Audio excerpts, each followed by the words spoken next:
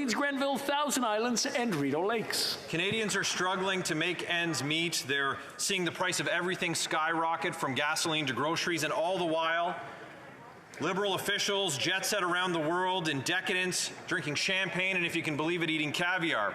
The $93,000 cost of catering on one of these flights would feed a Canadian family for years.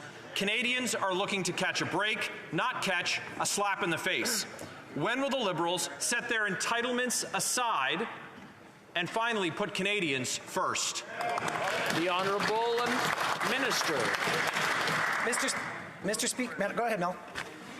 The Honourable Minister for Foreign Affairs. Mr. Speaker, obviously we know that inflation is having an impact on Canadian lives, but I would like to take my colleague back on memory lane when he refers to the expenses linked to alcohol. 348 bottles Stephen Harper's delegation took when heading to South Africa in 2013.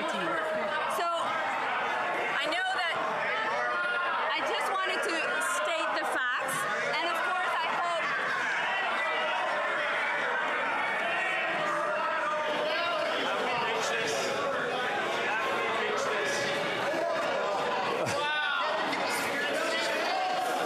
Order.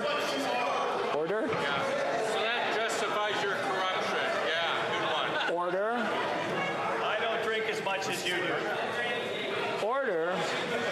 Order! Thank you. The Honourable Minister, please continue. well, I think clearly member opposites need to take back their fake outrage. Thank you.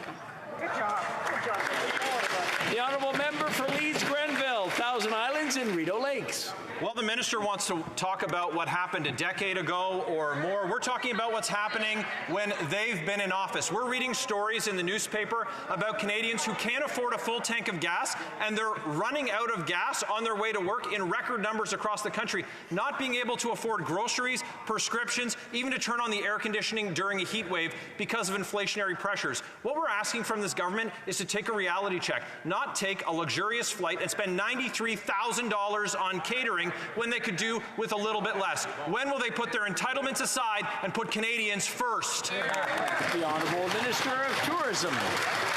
Mr. Speaker, I'd love to have known where that rhetoric was supporting Canadians when we were in this House trying to pass C2 and C8 and the Budget Implementation Act, which is billions of dollars that are supposed to go into the hands of Canadians. Instead, we took the reins. We made sure that we could get legislation passed so that we can get $8.9 billion into the hands of Canadians. And Mr. Speaker, under childcare, which these people on the other side just want to shred, in Toronto alone, a family will save $19,790 a year. That will afford groceries and gas, Mr. Speaker, and we're doing this across the country because this government puts Canada first. L'Honourable Député. The Honourable Member for